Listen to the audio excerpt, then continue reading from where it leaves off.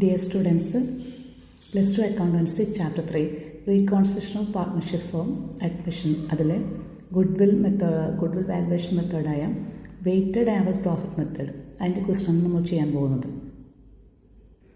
Weighted average profit method അനുസരിച്ച് goodwill equal to weighted average profit into years of purchase. പക്ഷെ നമ്മൾ ഈ ക്വസ്റ്റ്യനിൽ നമ്മൾ പ്രോഫിറ്റിൽ കുറച്ച് അഡ്ജസ്റ്റ്മെൻറ്റ് ചെയ്യാനുണ്ട്. ക്വസ്റ്റ്യൻ നോക്കാം.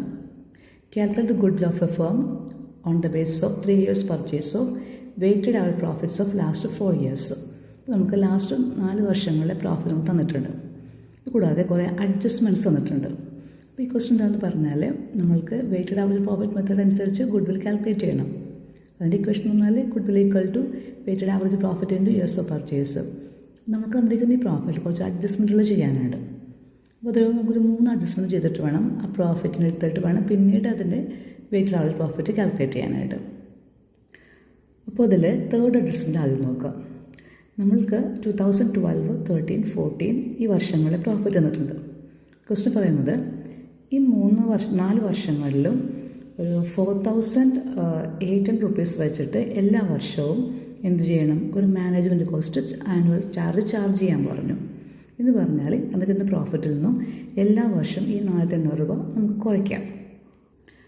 നമ്മൾ മാനേജ്മെൻറ്റ് കോസ്റ്റ് മൈനസ് ചെയ്യുമ്പോൾ നമ്മൾക്ക് ഇതുപോലെ 2012 15,400 13 20,000 2014 15,200 ആൻഡ് 2015 20,200 നമുക്ക് പ്രോഫിറ്റ് നമുക്ക് കിട്ടി. അപ്പോൾ ഫസ്റ്റ് ചെയ്യേണ്ടത് തന്നിരിക്കുന്ന പ്രോഫിറ്റുകളിൽ നിന്നും ആ മാനേജ്മെൻറ്റ് കോസ്റ്റ് എല്ലാം തന്നെ മൈനസ് ചെയ്യുക. അടുത്തതായിട്ട് നമുക്ക് ഫസ്റ്റ് അഡ്ജസ്റ്റ്മെൻറ്റ് നോക്കാം. On September 1, 2014, a major plant repair was undertaken for rupees 6,000, which was charged to revenue. The said sums to be capitalized for goodwill value calculation, subject to adjustment depreciation 10% per annum on reducing balance method.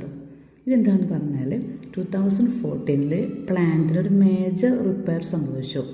അതവർ charge ചെയ്തത് ഒരു revenue എക്സ്പെൻഡിച്ചറായിട്ട് charge ചെയ്തു. Revenue എന്ന് പറയുമ്പോൾ അത് അവർ പിയാനിലൊക്കെ ഒരു എക്സ്പെൻസായിട്ട് കാണിച്ചു. ഇതിൻ്റെ വേറൊരു എഫക്റ്റ് എന്ന് പറഞ്ഞാൽ അങ്ങനെ റവന്യൂ ആയിട്ട് ചാർജ് ചെയ്താൽ വേറൊരു എഫക്റ്റ് എന്ന് പറയുന്നത് ആ വർഷത്തെ പ്രോഫിറ്റ് കുറഞ്ഞു പോയി. നമ്മൾ പറഞ്ഞിരിക്കുന്നത് ഇത് റവന്യൂ എക്സ്പെൻസ് മിസ്റ്റേക്കിൽ ചെയ്തു നമ്മളതിനെ ക്യാപിറ്റലൈസ് ചെയ്യണം എന്ന് പറഞ്ഞാൽ ആ കുറഞ്ഞ പ്രോഫിറ്റ് നമ്മൾ എന്ത് ചെയ്യണം, തിരിച്ചതിനെ കറക്റ്റായിട്ട് മാറ്റണം. അപ്പോൾ ചെയ്യേണ്ടത് ആ 6,000 റുപ്പീസ് പ്രോഫിറ്റിൻ്റെ കൂടെ ആഡ് ചെയ്യുക. അതായത് ഒരു എക്സ്പെൻസ് റവന്യൂ ട്രീറ്റ് ചെയ്താൽ അതിൻ്റെ സംഭവം അതിൻ്റെ പ്രശ്നം എന്ന് പറഞ്ഞാൽ ആ പ്രോഫിറ്റ് അവിടെ കുറയും. അപ്പോൾ ഇവിടെ മിസ്റ്റേക്കിൽ അവർ മേജർ പ്ലാൻ റിപ്പയർ 6,000 വരെ ചാർജ് ചെയ്ത് പോയി. നെറ്റ് എഫക്റ്റ് എന്ന് പറഞ്ഞാൽ 6,000 രൂപ പ്രോഫിറ്റ് കുറഞ്ഞു. നമ്മൾ തിരിച്ച് തന്നെ 6,000 രൂപ വെച്ച് ആഡ് ചെയ്യുക. അതാണ് ആ ഫസ്റ്റ് അഡ്ജസ്റ്റ്മെൻറ്റിലെ ആദ്യത്തെ പോയിൻറ്റ്. അപ്പോൾ 2014 ഈ പ്ലാൻ റിപ്പയർ സംഭവിച്ചത്. അപ്പോൾ നമ്മൾ 2014 ആ പ്രോഫിറ്റിൻ്റെ കൂടെ ഈ 6,000 റുപ്പീസ് ആഡ് ചെയ്യുക.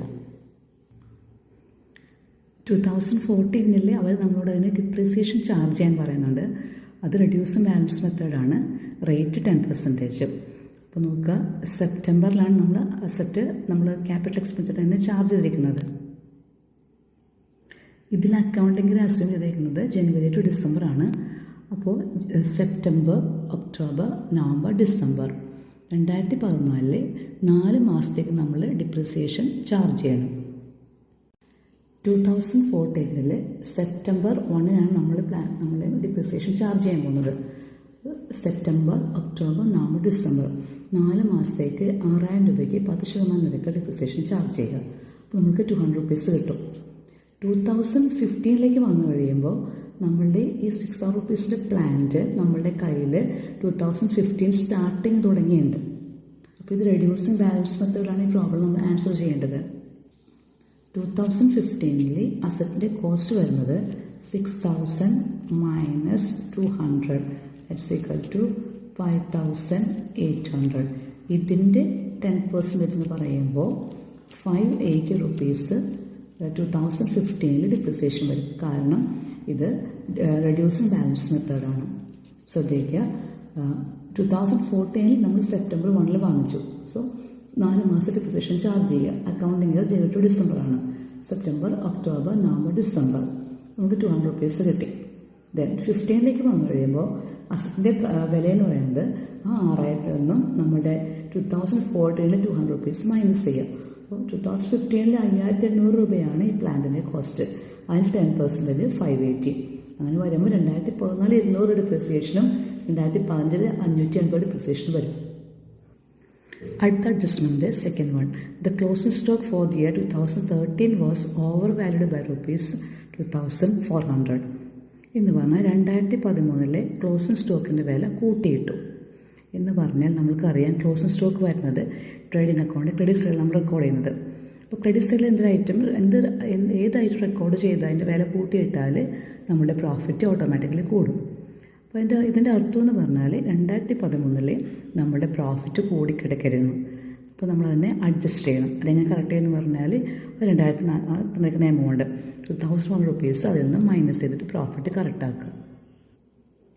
2013 ക്ലോസിംഗ് സ്റ്റോക്കാണ് 2014 ഓപ്പൺ സ്റ്റോക്കായിട്ട് വരുന്നത്. അപ്പോൾ അവിടെ ഒരു മിസ്റ്റേക്ക് സംഭവിച്ചാൽ നമുക്ക് 2014 ആ മിസ്റ്റേക്ക് ബാധിക്കും. അപ്പോൾ ഓപ്പൺ സ്റ്റോക്ക് വരുന്നത് ട്രേഡിംഗ് അക്കൗണ്ട് ഡെബിറ്റ് സൈഡിലാണ്. ട്രേഡിംഗ് അക്കൗണ്ട് ഡെബിറ്റ് സൈഡ് നമ്മൾ എന്തായിട്ടും റെക്കോർഡ് ചെയ്യുമ്പോഴും നമ്മളുടെ പ്രോഫിറ്റ് കുറയണം. അപ്പോൾ നമ്മളുടെ 2014 പ്രോഫിറ്റ് കുറഞ്ഞു പോയി. അപ്പോൾ നമ്മൾ എന്ത് ചെയ്യണം? അത് കറക്റ്റ് ചെയ്യാൻ വേണ്ടിയിട്ട് 2014 2400 രൂപ ആഡ് ചെയ്യുക. So add 2400 in 2014 year. അപ്പോൾ നമുക്കിവിടെ അഡ്ജസ്റ്റഡ് പ്രോഫിറ്റ്സ് എല്ലാ വർഷത്തെയും കിട്ടിയിട്ടുണ്ട്. അടുത്ത step weighted average profit estimate ചെയ്യണം. നമുക്കറിയാം അതിൻ്റെ format year, profit, corresponding weight, then product എന്ന് പറയുമ്പോൾ പ്രോഫിറ്റിൻ്റെ വെയ്റ്റ്. അങ്ങനെ എല്ലാ വർഷങ്ങളിലെയും പ്രോഫിറ്റിൻ്റെ വെയ്റ്റ് മൾട്ടിപ്ലൈ ചെയ്യുക. ദെൻ അപ്പോൾ ടോട്ടൽ വെയ്റ്റ് 10 കിട്ടും. ദെൻ ടോട്ടൽ പ്രൊഡക്റ്റ് 2,19,280 കിട്ടി. കുട്ടികൾ ശ്രദ്ധിക്കുക. അപ്പോൾ വെയ്റ്റ് എന്ന് പറയുമ്പോൾ ഇതിൽ 1 + 2 + 3 + 4 അത് തമ്മിൽ ആഡ് ചെയ്യുക. സോ ടോട്ടൽ 10 കിട്ടും. അടുത്തത് weighted average profit equal to total product divided by total weight that's equal to 21,928. Then goodwill equal to weighted average profit in years of purchase. നമുക്ക് കിട്ടിയിരിക്കുന്നത് വെയ്റ്റഡ് പ്രോഫിറ്റ് 21,928 ആണ്. അതിന് ഇയേഴ്സ് ഓഫ് പർച്ചേസ് 3 ആണ് multiply ചെയ്യുക. Answer കിട്ടും 65,784. ശ്രദ്ധിക്കുക, തന്നിരിക്കുന്ന പ്രോഫിറ്റുകൾ ആദ്യം നോട്ട് ചെയ്യുക. അതിൽ നിന്നും എല്ലാ വർഷവും നമ്മുടെ മാനേജ്മെൻറ്റ് കോസ്റ്റ് മൈനസ് ചെയ്യുക. അടുത്ത സ്റ്റെപ്പ് മേജർ പ്ലാൻ റിപ്പയർ ആണ്. അത് റവന്യൂ എക്സ്പെൻസ് അല്ല, അത് മിസ്റ്റേക്ക് റവന്യൂ ട്രീറ്റ് ചെയ്തു പോയി എന്നതിൻ്റെ വേറൊരു അർത്ഥം എന്ന് പറയുന്നത് ആ പ്രോഫിറ്റ് കുറഞ്ഞു പോയി. നമ്മളതിനെ കറക്റ്റ് ചെയ്യണം. സോ ആഡ് ആ കറസ്പോണ്ടിങ് ഇയർ പ്രോഫിറ്റ്.